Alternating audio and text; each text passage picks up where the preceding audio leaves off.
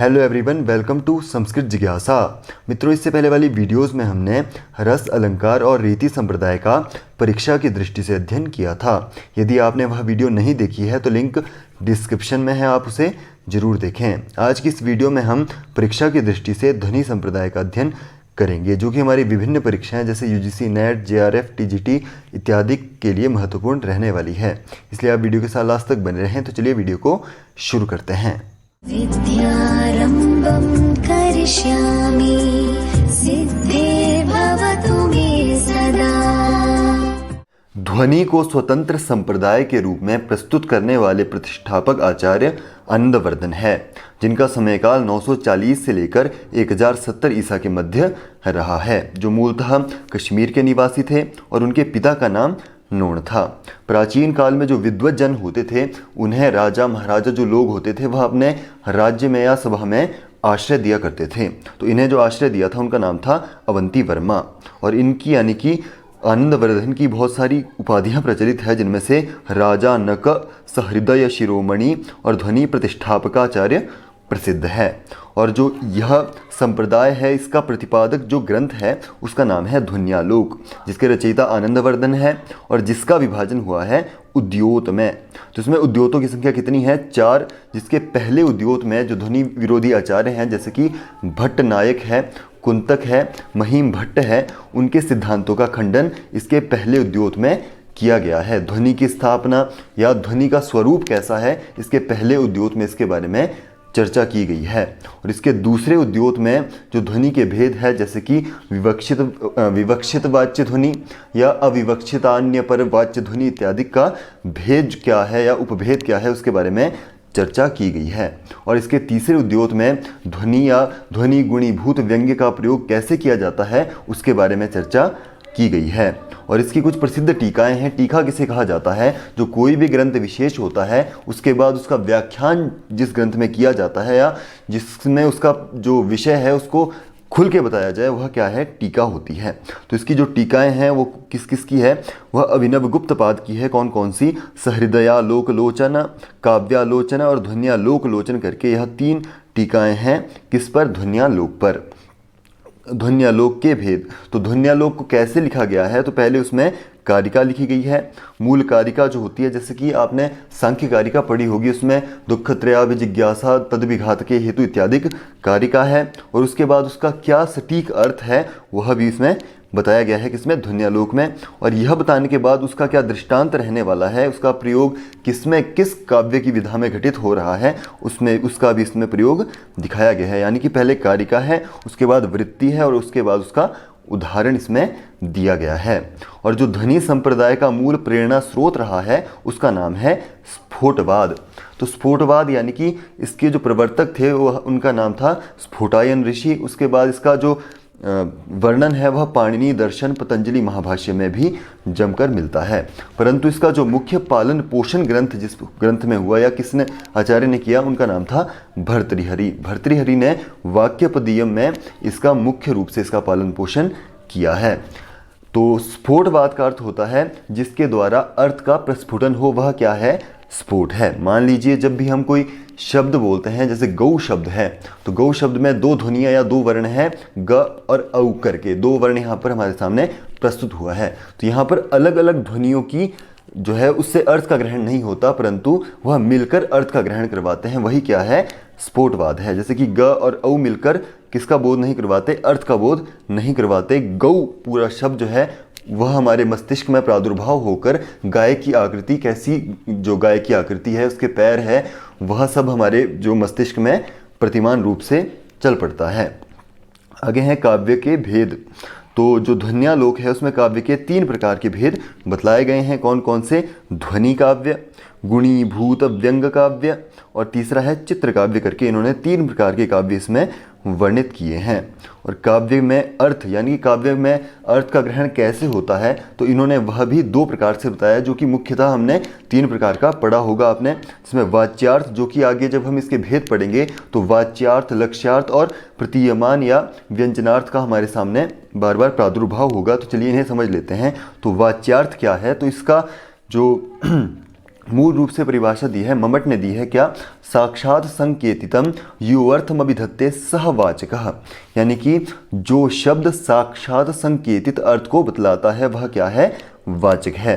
तो यहाँ पर साक्षात संकेतित शब्द आया है तो उसका अर्थ क्या होता है, यानी कि जो व्याकरण आदि के द्वारा नियंत्रित निर्धारित अर्थ ही साक्षात संकेतित अर्थ है, यानी कि जो व्याकरण के सम्मत अर्थ है वह क्या है, साक्षात संकेतित अर्थ है। और इसका ग्रहण जिस शब्द शक्ति से होता है, आपको पता है कि शब्द शक्तियाँ तीन हैं, अभिधा, लक्षणा, व्यंजना, तो इन तीनों में से जिससे साक्षात संकेतित अर्थ का ग्रहण होता है उसका नाम है अभिधा शब्द शक्ति। तो अभिधा के द्वारा जो हमें बोधित अर्थ है उसे क्या कहा जाता है, वाच्यार्थ है, यानी वाच्यार्थ को ही मुख्यार्थ भी कहा जाता है। तो यदि मुख्यार्थ शब्द का प्रयोग हो तो वह क्या है, वाच्यार्थ है। जैसे कि गौ शब्द बोलने पर उसके अंग सहित जो है, जो अंग अवयव है उसका प्रादुर्भाव हमारे मन में हो जाना, वह क्या है, वाच्यार्थ है। या धावक शब्द को सुनने के बाद धावक कैसा है उसके गुणों सहित हमारे मन में एक प्रादुर्भाव हो जाना क्या है, वाच्यार्थ है।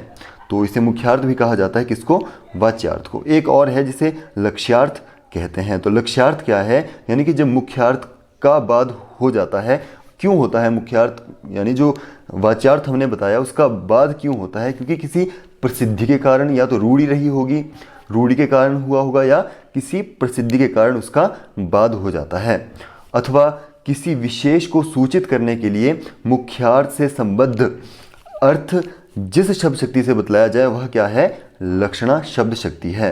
तो लक्षणा से जिस अर्थ का ग्रहण होता है उसे क्या कहा जाता है, लक्ष्यार्थ कहा जाता है।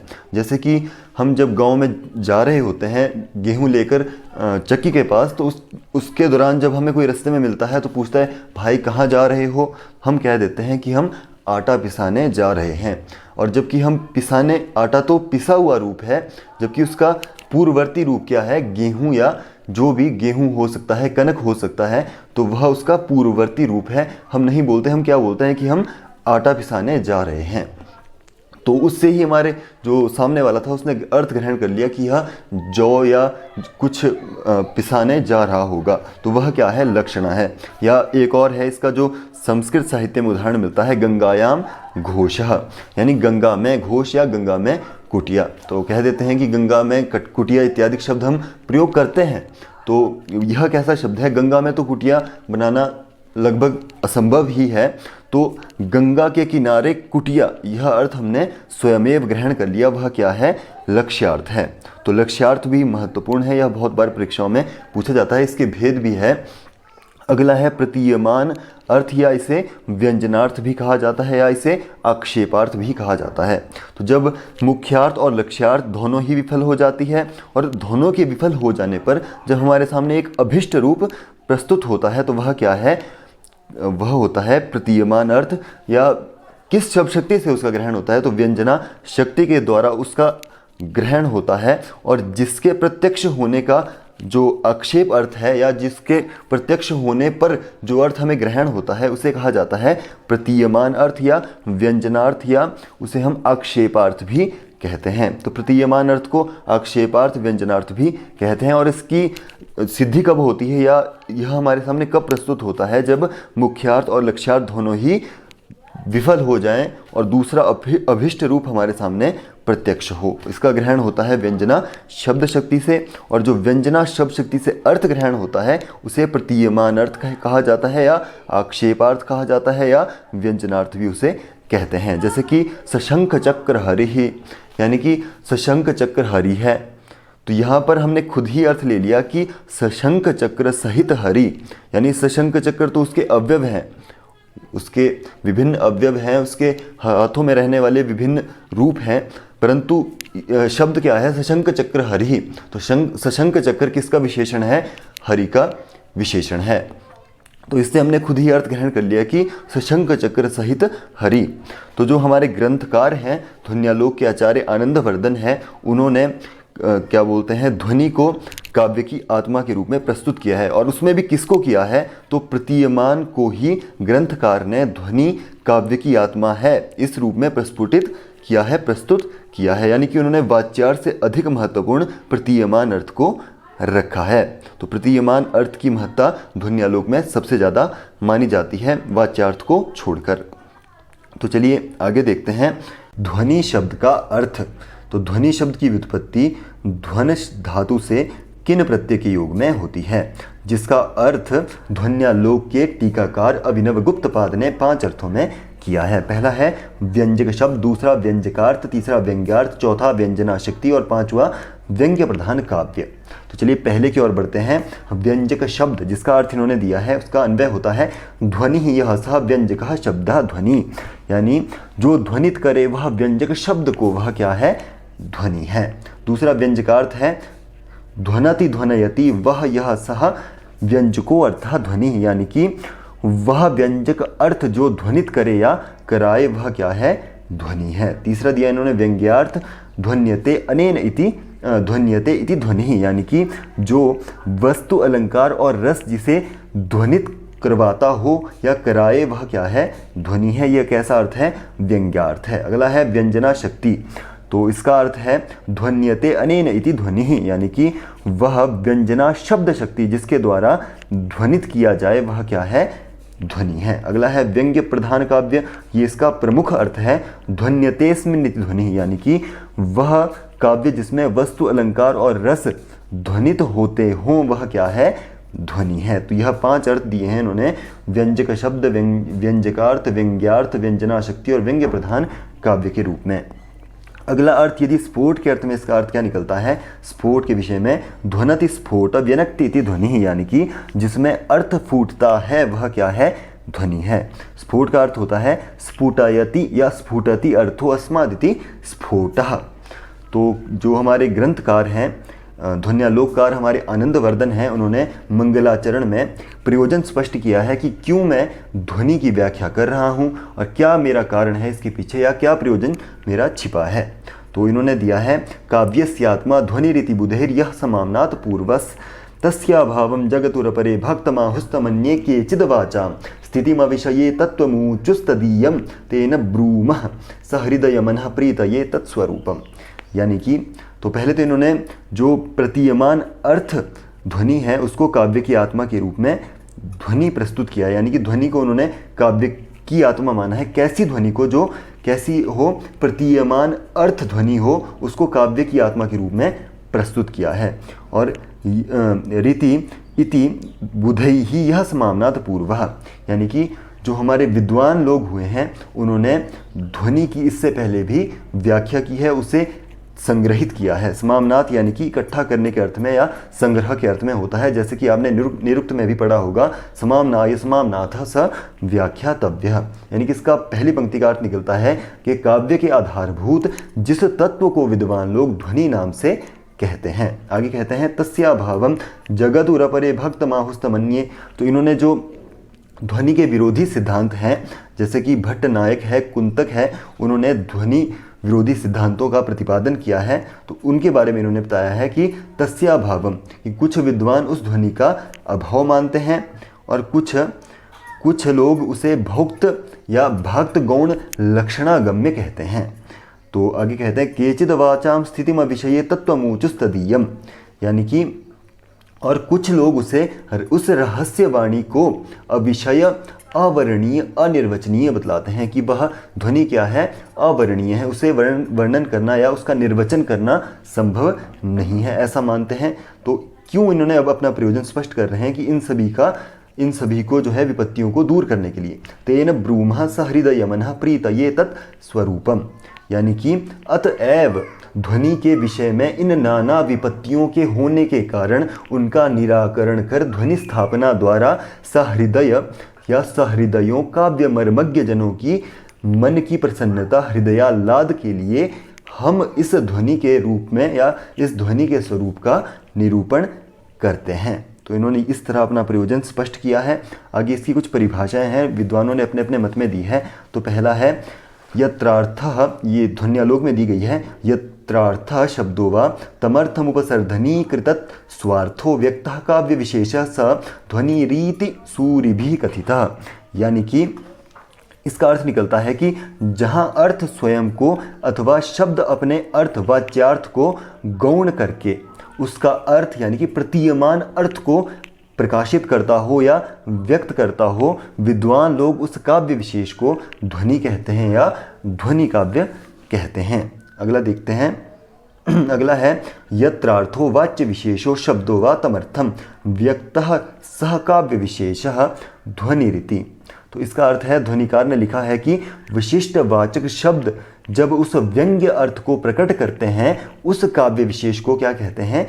ध्वनि कहते हैं। अगला देते हैं, ये बहुत ज़्यादा मुख्य है ये वाला, क्योंकि इसमें प्रतीयमान अर्थ की विशेषता पर वर्णन दिया गया है या उसकी जो महत्ता है उसके बारे में बतलाया गया है। तो चलिए देखते हैं। प्रतीयमानम पुनरूय देव वस्त्वस्ति वाणीषु महाकवीनां यत्तत् प्रसीद वयवारिक्तम विभाति लावण्यमिवांगनासु। यानी कि उनके अनुसार, यानी कि जो हमारे ध्वन्यालोक हैं उनके कवि के अनुसार प्रतीयमान अर्थ कुछ और ही चीज़ है। जो महाकवियों की वाणी में वाच्यार्थ से भिन्न वैसे ही भासित होता है जैसे अंगनाओं के प्रसिद्ध अवयव, जैसे उनके मुख, नख है, शिख है, उनके नेत्र है, इन सभी से जो लावण्य, उसी तरह इसका अर्थ ग्रहण होता है। तो इससे तात्पर्य क्या है कि जैसे अंगनाओं के लावण्य रमणीयों के सौंदर्य की मात्रा या इनकी मात्र, इन सभी का जो वर्णन है उस मात्र से ही इसका वर्णन नहीं होता, वैसे ही महाकवियों की वाणी मात्र सर्वथा शुद्ध वाक्य रचना, वैयाकरणीय शुचिता या कुशल पद संघटना के कारण भी जो है अर्थ पूरी तरह ग्रहण नहीं होता। इसी तरह इन्होंने प्रतीयमान अर्थ का इन्होंने इसमें मुख्यता इसमें वर्णित की है। अगला आता है, मम्मट के मत में इन्होंने परिभाषा दी है, इदमुत्तम मतिशयिनी व्यंग्ये वाच्याद ध्वनिर्बुधैः कथितः। यानी कि वाच्यार्थ की अपेक्षा व्यंग्यार्थ के अधिक चमत्कारक्षम और रमणीय होने पर रचना उत्तम अथवा ध्वनि काव्य कही जाती है। तो इस तरह इन्होंने, मम्मट ने इसका अर्थ दिया है। तो चलिए आगे देखते हैं। ध्वनि के भेद।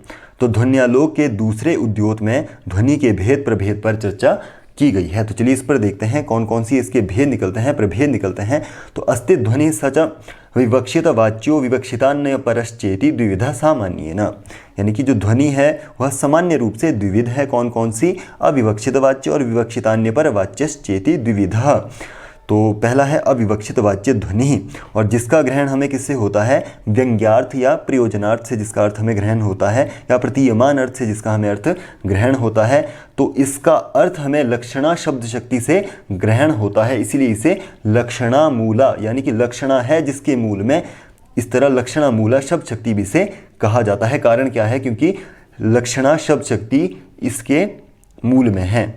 तो अगला है विवक्षितान्य पर वाच्य ध्वनि। तो विवक्षितान्य पर वाच्य ध्वनि जो है इसका ग्रहण होता है अभिधा मूला शब्द शक्ति से, यानी कि वाच्यार्थ से इसका ग्रहण होता है। इसीलिए इसके जो मूल में है वह अभिधा शब्द शक्ति है, इसीलिए इसे अभिधा मूला शब्द शक्ति के अभिधा मूला ध्वनि के नाम से भी इसे जाना जाता है। तो विवक्षितान्य पर वाच्य ध्वनि के मूल में है अभिधा शब्द शक्ति और अविवक्षित वाच्य ध्वनि के मूल में है लक्षणा शब्द शक्ति।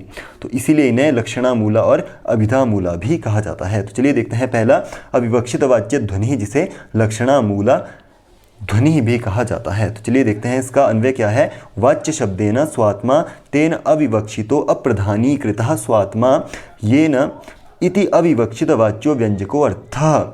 यानी कि अविवक्षित वाच्य का अर्थ होता है अविवक्षित, यानी कि अप्रधान कर दिया है जिसने अपनी आत्मा को, आत्मा यहाँ पर लिया गया है व्यंग्यार्थ के रूप में, या प्रतीयमान अर्थ को इन्होंने स्वात्मा के रूप में यहाँ पर प्रस्तुत किया है। तो यानी कि जिसने अप्रधान कर दिया हो किसको? मुख्यार्थ को, और वहाँ पर क्या आ गया हो? व्यंग्यार्थ।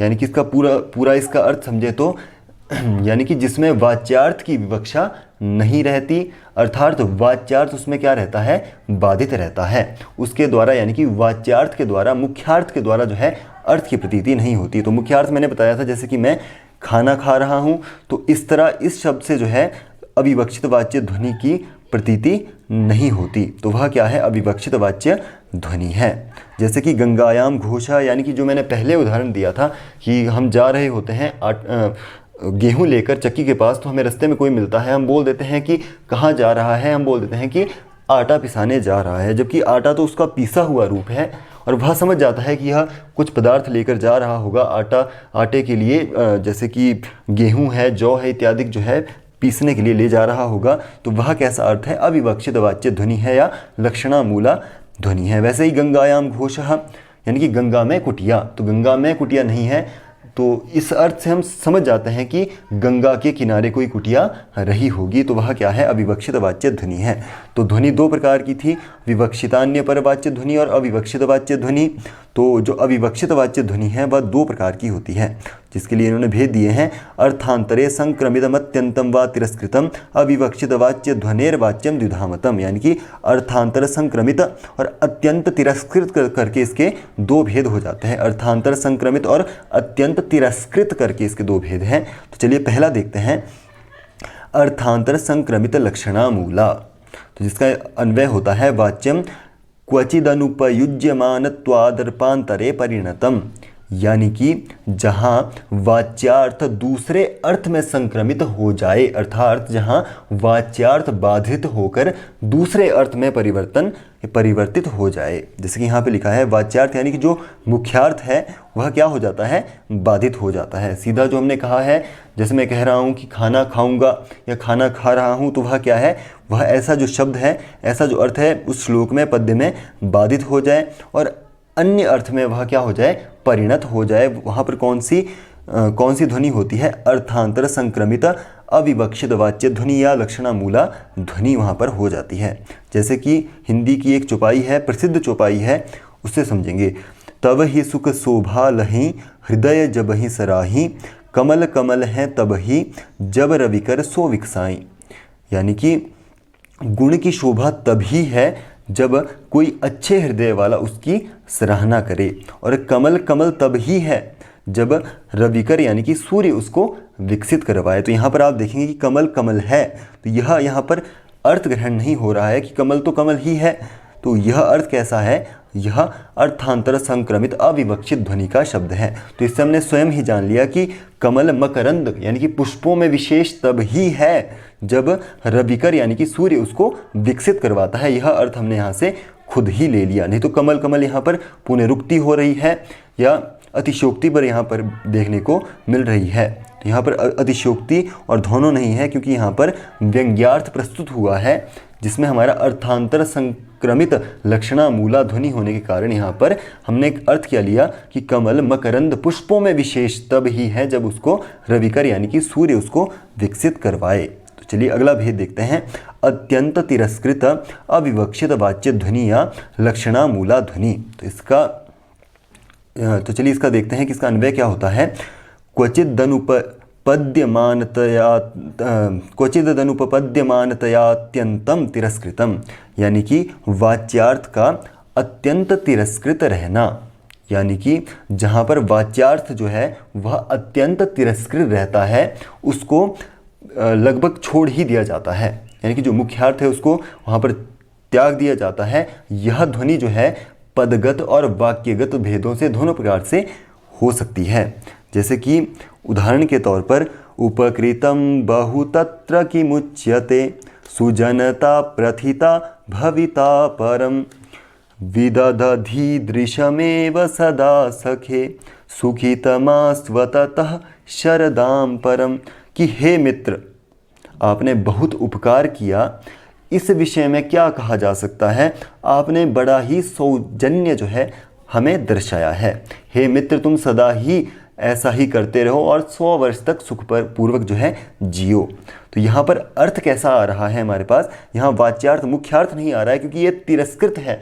जैसे हम कह देते हैं कि बहुत अच्छा, तुमने बहुत अच्छा किया है, तुम बहुत अच्छे हो, तो हम बोल देते हैं व्यंग्यार्थ में, या हम इसको प्रतीयमान अर्थ में इसको प्रस्तुत करते हैं। किसी को भी बोल देते हैं कि तुम बहुत ही अच्छे हो, बहुत लायक हो, तुम इसी तरह जीते रहो, खूब अच्छा, इसी तरह अच्छा करते रहो। तो ये किस अर्थ में है? तिरस्कृत अर्थ में। परंतु यदि हम इसका मुख्य अर्थ देखें, मुख्यार्थ को देखें, वाच्यार्थ को देखें, तो ये बहुत अच्छा कोई इंसान हमारे सामने प्रस्तुत होता है कि उपकृतम बहुतत्र की मुच्यते, कि तुम्हारा बहुत ज़्यादा उपकार हुआ, बहुत बहुत धन्यवाद, तुम्हारा सुजनता अतिता प्रथिता भवता परम, कि इस विषय में तो तुम्हें क्या ही कहा जा सकता है। और विदधि दृश्य मेव सदा सखे, कि तुम सदा ऐसा ही करते रहो। और सुखित माँ स्वतः शरदाम परम, कि तुम इसी तरह 100 वर्ष तक जियो। तो ये सीधा अर्थ यहाँ पर नहीं आएगा, यहाँ कैसा अर्थ आएगा, तिरस्कृत अर्थ आएगा, कि कोई व्यक्ति उसको तिरस्कार के रूप में प्रस्तुत कर रहा है। तो यह कैसा अर्थ है, अत्यंत तिरस्कृत लक्षणा मूला ध्वनि है, या अत्यंत तिरस्कृत अविवक्षित वाच्य ध्वनि है। तो यह इसका किसका दूसरा भेद था, यह था अविवक्षित वाच्य ध्वनि के 2 भेद थे, जिसमें हमने पहला किया था इससे पहले संक्रमित वाच्य ध्वनि, और दूसरा अत्यंत तिरस्कृत ध्वनि के रूप में इसके 2 भेद हो जाते हैं। तो चलिए अगला देखते हैं। अगला भेद आता है विवक्षितान्य पर वाच्य ध्वनि, जिसे हम अभिधा मूला ध्वनि के नाम से भी जानते हैं। तो इसमें क्या है कि विवक्षितम चान्य परम वाच्यम यत्रा परस्तु यह सह अन्य परम व्यंग्यनिष्ठम, यानी कि जिसमें वाच्यार्थ विवक्षित होने पर भी अन्य परक अर्थात व्यंग्यनिष्ठ हो। अर्थात यहाँ वाच्यार्थ का अपना अस्तित्व तो अवश्य रहता है, जैसे कि इससे पहले अविवक्षित वाच्य ध्वनि में जो है वाच्यार्थ का बोध नहीं होता था, परंतु यहाँ पर अर्थात यहाँ वाच्यार्थ का अपना अस्तित्व रहता है, परंतु वह अत्यंत कैसा होता है, व्यंग्यार्थ का माध्यम होता है। तो यह इसकी, जैसे कि इसमें है वाच्यार्थ और व्यंग्यार्थ, हमने इससे पहले भी जाने थे। तो यह भी 2 प्रकार का होता है, असमलक्ष्य क्रम व्यंग्य और दूसरा है समलक्ष्य क्रम व्यंग्य च। यह 2 प्रकार का होता है। पहला इसमें इन्होंने दिया असमलक्ष्य क्रम अभिधा मूलाया असमलक्ष्य क्रम विवक्षितान्य परवाच्य ध्वनि, और दूसरा समलक्ष्य क्रम विवक्षितान्य परवाच्य ध्वनि या समलक्ष्य क्रम अभिधा मूला ध्वनि करके इसके 2 भेद हो जाते हैं। किसके, विवक्षितान्य परवाच्य ध्वनि, जिसे हम अभिधा मूला ध्वनि भी कहते हैं। अभिधा यानी कि आपको पता है इसका वाच्यार्थ से इसका संबंध है, मुख्यार्थ से ही इसका बोध होता है। तो चलिए इसका देखते हैं। पहला भेद है असमलक्ष्य क्रम अभिधा मूला ध्वनि। तो इसका अन्वय कैसा होता है, रस भाव तदाभास भाव शांत्यादि रक्रमः भिन्नो रसाद्यलंकारा दलंकार्यतया स्थितः, यानी कि इसका अर्थ क्या निकलेगा। तो चलिए देखते हैं इसके अर्थ पर।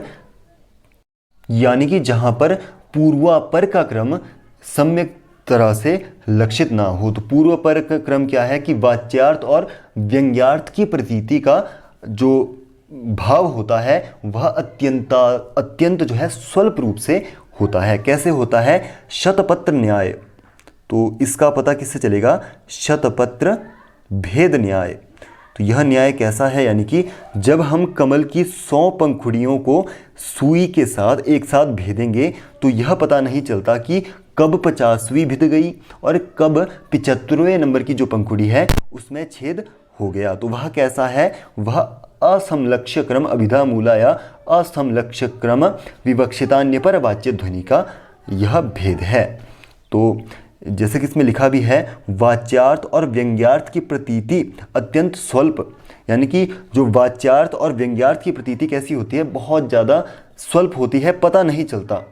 और उसका पता कैसे, जैसे कि शतपत्र भेद न्याय से स्पष्ट दुष्कर, यानी कि जो शतपत्र भेद न्याय है कि कमल की जब हम 100 पंखुड़ियों को एक साथ भेदेंगे तो यह पता नहीं चलता कि कब 10वीं भिद गई, कब 50वीं भिद गई, कब 17वीं भिद गई। उसी तरह यहाँ पर भी वाच्यार्थ और व्यंग्यार्थ की प्रतीति अत्यंत स्वल्प होती है। और इसकी बात करें तो इसे रसादि ध्वनि भी कहा जाता है।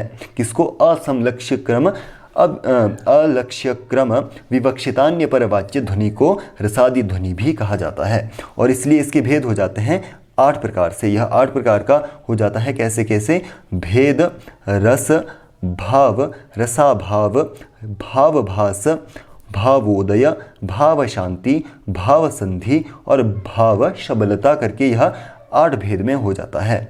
तो इसके हमने 2 भेद पढ़े। किसके, अभिधा मूला ध्वनि के हमने दो भेद पढ़े, असमलक्ष्य क्रम और समलक्ष्य क्रम। तो उसमें जो हमारा पहला है असमलक्ष्य क्रम, वह उसे रसादी ध्वनि भी कहा जाता है और वह कितने प्रकार की है? 8 प्रकार की है। तो इसका दूसरा भेद है समलक्ष्य क्रम अभिधा मूला या समलक्ष्य क्रम विवक्षितान्य परवाच्य ध्वनि। तो इसका अन्वय क्या है? यत्र व्यंग्य प्रतीतेस्तु क्रमः सम्यक विभाव्यते स समलक्ष्य क्रम व्यंज्य तद्भेदा बहवः स्मृता। यानी कि जहाँ पर वाच्यार्थ और व्यंग्यार्थ का पौर्वापर्य क्रम सम्यक रूप से लक्षित होता है कहीं, यानी कि जैसे पहले था कि जो पूर्व और पर का क्रम जो है असमलक्ष्य क्रम विवक्षितान्य परवाच्य ध्वनि में सम्यक तरह से उसकी प्रतीति नहीं होती थी, परंतु इसमें जो है वाच्यार्थ से व्यंग्यार्थ का क्रम सम्यक रूप से परिलक्षित होता है। वह क्या है? समलक्ष्य क्रम अभिधा मूला ध्वनि है। अभिधा मूला या समलक्ष्य क्रम विवक्षितान्य परवाच्य ध्वनि है, यानी कि जिसमें वाच्यार्थ जो मुख्यार्थ होता है और व्यंग्यार्थ जो इसमें हमने पहले भी बताया था प्रतीयमान अर्थ है, उनका क्रम कैसा होता है? स्पष्ट रूप से परिलक्षित हो जाता है। वह क्या है? समलक्ष्य क्रम विवक्षितान्य परवाच्य ध्वनि है। और इसकी भेद की बात करें तो यह मुख्य रूप से बहवः भेदाः स्मृताः, यानी कि इसके मुख्य रूप से बहुत सारे भेद हैं, परंतु इसको मुख्य रूप से 3 भेदों में रखा जाता है। कौन कौन से? शब्द शक्ति उद्भव, अर्थ शक्ति उद्भव और शब्दार्थ उभय शक्ति उद्भव। यानी कि पहला जिसमें शब्द शक्ति का उद्भव होता हो, दूसरे में अर्थ शक्ति का उद्भव होता हो और तीसरा शब्दार्थ उभय शक्ति का जिसमें उद्भव होता हो, वह क्या है? समलक्ष्य क्रम अभिधा मूला या समलक्ष्य क्रम विवक्षितान्य परवाच्य ध्वनि के 3 भेद हैं। तो हमने कौन कौन से ध्वनि के भेदों को पढ़ा है उसको एक चार्ट से अच्छे से लर्न कर लेते हैं। तो चलिए देखते हैं। अविवक्षित वाच्य ध्वनि और दूसरा विवक्षितान्य परवाच्य ध्वनि करके यह 2 प्रकार की ध्वनियाँ हो जाती है। और लक्षणा मूला होने के कारण अविवक्षित वाच्य ध्वनि को लक्षणा मूला ध्वनि भी कहते हैं और अभिधा शब्द शक्ति मूल में होने के कारण इसे विवक्षितान्य परवाच्य ध्वनि भी कहते हैं। यानी कि विवक्षित वाच्य ध्वनि ही लक्षणा मूला है और अविवक्षित वाच्य ध्वनि ही लक्षणा मूला है और विवक्षितान्य परवाच्य ध्वनि ही अभिधा मूला है। तो पहली जो है विवक्षित वाच्य ध्वनि, यह 2 प्रकार की है, अर्थांतर संक्रमित और दूसरा है अत्यंत तिरस्कृत करके यह 2 भेद की हो जाती है। और इसका जो दूसरा भेद है विवक्षितान्य परवाच्य ध्वनि, यह 2 प्रकार की होती है। कौन कौन सी? असमलक्ष्य क्रम विवक्षितान्य परवाच्य ध्वनि और समलक्ष्य क्रम विवक्षितान्य परवाच्य ध्वनि करके यह 2 प्रकार की हो जाती है। जिसमें पहला था असमलक्ष्य क्रम विवक्षितान्य परवाच्य ध्वनि, इसे रसादी ध्वनि भी कहा जाता है क्योंकि यह मुख्य रूप से बहुत प्रकार की होती है, परंतु मुख्यतः 8 भेद है इसके। कौन कौन से? रस, भाव, रसाभास, भावाभास और तीसरा चौथा था भावाभास, भाव शक्ति, भाव शबलता और भाव संधि करके इसके 8 भेद हो जाते हैं।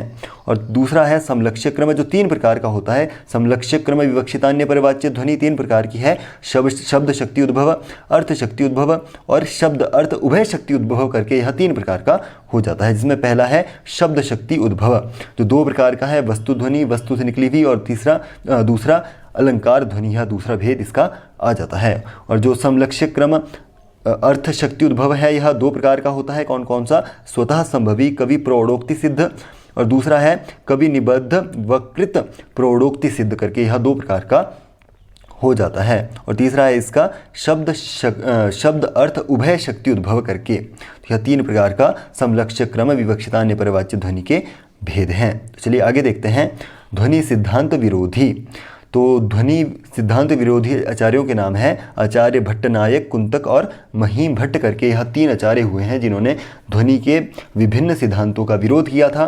तो आनंदवर्धन ने ध्वनि विरोधी युक्तियों को 3 मतों में प्रस्तुत किया है। पहला अभाववादी जो ध्वनि के अस्तित्व को ही स्वीकार नहीं करते। तो दूसरा है भक्तिवादी जिन्होंने भक्तिवादी यानी कि ध्वनि को लक्षणा के अनुसार स्वीकार करने वाले, यानी कि ध्वनि को स्वतंत्र रूप से नहीं मानना यह एक अलग बात है और ध्वनि को मानते जरूर हैं पर कैसे मानते हैं? लक्षणा के अनुसार उसे मानते हैं। और तीसरे हैं अलक्षणीयतावादी यानी कि ध्वनि की वाणी द्वारा व्याख्या नहीं हो सकती ऐसा मानने वाले। यह 3 विरोधी जो है मत किसने उद्धृत किए हैं? आनंदवर्धन ने इसको पहले उद्योत में वर्णित किया है। इनके खंडन भी उन्होंने किए हैं। खंडन और किसने किया है? तो आचार्य मम्मट ने समस्त विरोधी ध्वनि विरोधी सिद्धांतों का प्रबल खंडन करके काव्य जगत में पुनः ध्वनिवाद या व्यंजनावाद की स्थापना की, जिसके फलस्वरूप वे ध्वनि परस्थान परमाचार्य कहलाए। यानी कि ध्वनि प्रतिष्ठान आचार्य तो हमारे आनंदवर्धन है, परंतु जो ध्वनि के विरोधी आचार्य थे उनका प्रबल खंडन किया है मम्मट ने, और उन्होंने फिर से ध्वनिवाद या व्यंजनावाद की स्थापना की है, और स्थापना करने के कारण ही उन्हें ध्वनि प्रस्थान परमाचार्य भी कहा जाता है। तो हमने पहले काव्य के 3 भेदों पर चर्चा की थी। जो हमारा पहला था ध्वनि काव्य। ध्वनि काव्य हमें जो है उत्तम काव्य कहा जाता है। तो उत्तम काव्य की ये प्रश्न पूछा जा सकता है कि ध्वनि काव्य कौन सी श्रेणी में आता है, तो वह उत्तम काव्य की श्रेणी में आता है, जिसके भेद है 51 उसका दूसरा भेद है, यानी काव्य कितने प्रकार के होते हैं, तो 3 प्रकार के। ध्वनि काव्य कैसा है, उत्तम काव्य है, और इसके प्रकार कितने होते हैं, 51 प्रकार का। और दूसरा है गुणीभूत व्यंग्य काव्य, और तीसरा हम इस पे आगे चर्चा करेंगे। तो दूसरा है गुणीभूत व्यंग्य काव्य। तो अनुत्तमे गुणीभूत व्यंग्य ये तु वाच्यतः, यानी कि जहाँ व्यंग्य अर्थ वाच्य अर्थ की अपेक्षा यानी कि वाच्य की अपेक्षा उत्तम अधिक चमत्कारी ना हो। यानी कि जहाँ पर जो व्यंग्य अर्थ होता है, जो हमने जिसके मूल में लक्षणा शब्द शक्ति होती है, वह वाच्य की अपेक्षा यानी कि अभिधा की अपेक्षा उत्तम अधिक चमत्कारी ना हो। यानी कि इसमें मुख्य चमत्कार किसका है, वाच्य का। वह गुणीभूत व्यंग्य है, और उसे क्या कहा जाता है, मध्यम काव्य कहा जाता है। तो उत्तम कौन था, ध्वनि काव्य, और मध्यम कौन है, गुणीभूत व्यंग्य काव्य। और इसका भेद कहाँ है, तीसरे उद्योत में ध्वन्यालोक के इसके बारे में चर्चा मिलती है। और दूसरा है चित्रकाव्य। तो चित्रकाव्य क्या है, व्यंग्यार्थहीनम काव्यम यत् तत् चित्रमिति स्मृतम। तो यहाँ पर 2 शब्द आए हैं, व्यंग्यार्थ और चित्र किसे कहते हैं। तो चलिए आगे समझेंगे कि जो काव्य व्यंग्यार्थ से रहित है, अब जिसमें व्यंग्य ना हो, ऐसा ध्वनि काव्य चित्रकाव्य कहलाता है। और चित्र शब्द का यहाँ पर अर्थ क्या है, तो गुण अलंकार से युक्त जो काव्य हो। यहाँ पर चित्र का मतलब ये नहीं है कि कोई फोटो आपके सामने है, चित्र का अर्थ है गुण और अलंकार से जो युक्त है हो। और व्यंग्य का यहाँ पर क्या अर्थ है कि व्यंग्यार्थहीन पद का अर्थ है कि स्फुट व्यंग्य रहित, यानी कि स्फुट व्यंग्य से जो रहित हो। इस चित्र काव्य को अधम काव्य भी कहा जाता है। यानी कि जो उत्तम काव्य है वह क्या है, ध्वनि काव्य, और जो मध्यम है वह कौन सा है, गुणीभूत व्यंग्य काव्य, और जो अधम है वह कौन सा है, चित्र काव्य करके इन्होंने 3 प्रकार के बतलाए हैं। और जो चित्र काव्य है वह 2 प्रकार के होते हैं, शब्द चित्र यानी कि जो शब्द है वह गुण अलंकार के सहित, और वाच्य चित्र यानी कि जो वाच्य है वह गुण अलंकार से युक्त। यह 2 प्रकार के इन्होंने बतलाए हैं। तो इस तरह से हमने ध्वनि संप्रदाय का आज अध्ययन किया। यदि आपको हमारी वीडियो पसंद आई है तो वीडियो को लाइक करें, शेयर करें, और यदि आपको हमारा चैनल अच्छा लगे तो सब्सक्राइब करें। मिलते हैं अगली वीडियो में, तब तक के लिए धन्यवाद।